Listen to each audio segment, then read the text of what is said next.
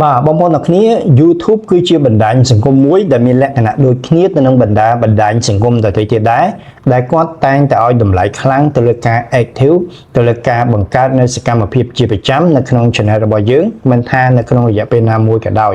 បងប្អូនកាន់តែ active បាទបងប្អូនកាន់តែបង្កើនសកម្មភាពនៅក្នុង channel របស់យើង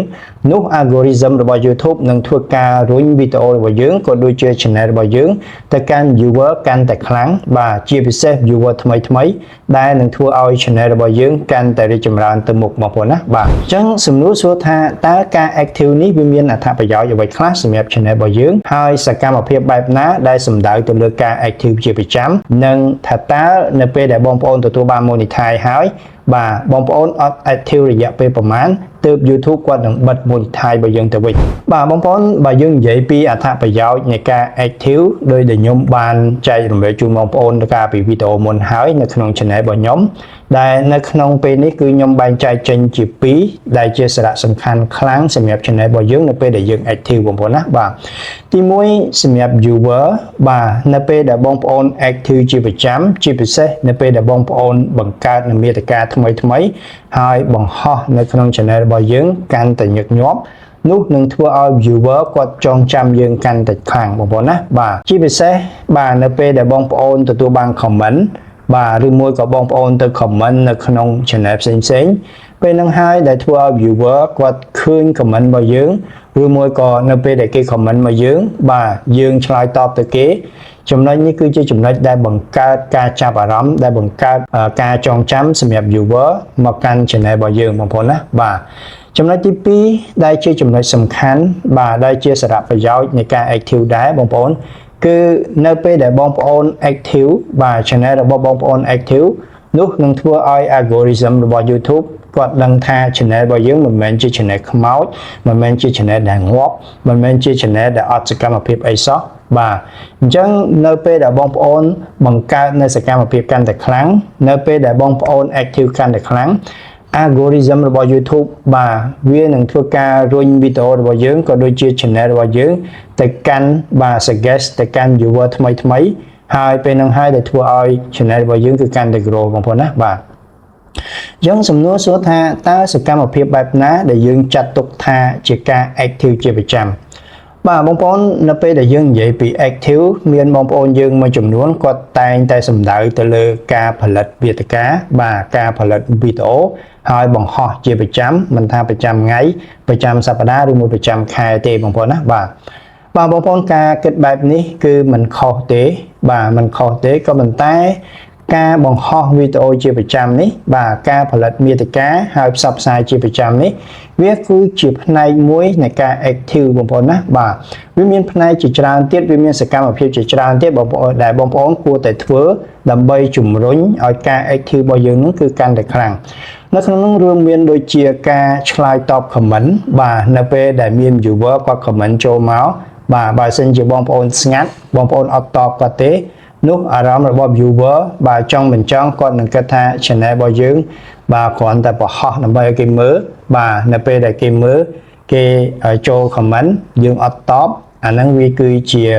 ការយល់ឃើញមួយរបស់ viewer ដែលពេលខ្លះគាត់នឹងធ្វើការទម្លាក់ទំនុកចិត្តសម្រាប់ channel របស់យើងបងប្អូនណាបាទសកម្មភាពផ្សេងទៀតបងប្អូនដូចជាការចូលទៅកាន់ back office នៅក្នុង channel របស់យើងដូចជាការចូលទៅកាន់ YouTube Studio បាទបងប្អូនគ្រាន់តែចុចទៅលើ menu ណាមួយបងប្អូននៅពេលដែលបងប្អូនចូលទៅកាន់ YouTube Studio ហើយបងប្អូនចុចទៅលើ menu ណាមួយបាទបងប្អូនចូលទៅមើល content បងប្អូនចូលទៅមើល analytics បងប្អូនចូលទៅមើល earning បងប្អូនចូលទៅ customize ចូលទៅ setting អីផ្សេងហ្នឹងសកម្មភាពអស់ហ្នឹងគឺត្រូវការឲ្យបងប្អូន click បាទអញ្ចឹងការ click អស់ហ្នឹងបងប្អូនគឺជាសកម្មភាពដែល YouTube គាត់ដឹងទាំងអស់ហើយគាត់ចាត់ទុកថា channel របស់យើងគឺជា channel active ដែរបងប្អូនដោយសារតែយើងបាទមានសកម្មភាពទៅលើវាយើងអត់មិនមែនថាបង្កើតហើយយើងទុកចោលសោះទេបងប្អូនណាបាទសកម្មភាពមួយទៀតដែលយើងចាត់ទុកថាជាការ active ដែរបងប្អូនគឺការចូលទៅ comment នៅក្នុងវីដេអូអ្នកដទៃ បាទនៅពេលដែលបងប្អូនបើក YouTube បងប្អូនឃើញវីដេអូណាមួយហើយបងប្អូនចូលទៅមើលវីដេអូហ្នឹងហើយបន្តមកបងប្អូនមានយើងមើលឃើញអត្ថន័យហើយបាទបន្តមកយើងចូលទៅ comment ទាំងអស់ហ្នឹងក៏ជាសកម្មភាពដែលចាត់ទុកថាជាការ active មួយដែរបងប្អូនណាបាទអញ្ចឹងរាល់សកម្មភាពនៃការ active បាទនៃការបង្កើតនៅសកម្មភាពផ្សេងៗនៅក្នុង channel របស់យើងគឺសុទ្ធតែជាសកម្មភាពដែល YouTube គាត់ចាត់ទុកថាយើង active បងប្អូនណាបាទជាការពិតបើសិនជាបងប្អូនបង្កើតវីដេអូបាទផលិតជាមាតិកាបង្ហោះកាន់តែខ្លាំងបង្ហោះកាន់តែច្រើននោះនឹងធ្វើឲ្យការ active របស់យើងគឺកាន់តែខ្ពស់ជាងបងប្អូនណាបាទក៏ប៉ុន្តែសម្រាប់ការ active នៅក្នុងការបញ្យល់របស់ខ្ញុំនេះគឺមិនសំដៅទៅលើតែការបង្ហោះមាតិកាទេបងប្អូនណាការបង្ហោះមាតិកាគឺជាសកម្មភាពដ៏ចម្បងមួយនៃសកម្មភាពនៃការ active នៅក្នុង channel របស់យើងបាទក៏ប៉ុន្តែសកម្មភាពទូទៅផ្សេងទៀតបាទដូចជាការឆ្លើយតប comment ដូចជាការចូលទៅ maintain channel របស់យើងនៅក្នុង YouTube Studio ផ្សេងៗហ្នឹងក៏ជាកត្តាក៏ជាសកម្មភាពនៃដែល YouTube ក៏ចាត់ទុកថាយើង active ដែរបងប្អូនណាបាទ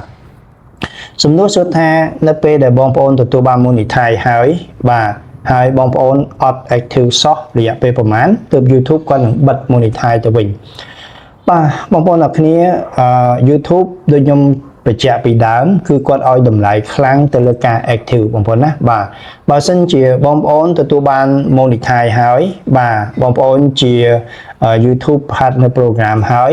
បាទក៏ប៉ុន្តែសកម្មភាពក្រោយមកបងប្អូនអត់ active សោះបងប្អូនអត់ដែលបង្ហោះវីដេអូអីសោះបាទហើយបងប្អូនអត់ដែលចូលទៅកាន់ channel អត់ដែលចូលទៅ maintain អីសោះរយៈពេល6ខែបងប្អូននោះ YouTube គាត់នឹងបិទ monetize របស់យើងទៅវិញបងប្អូនណាបាទ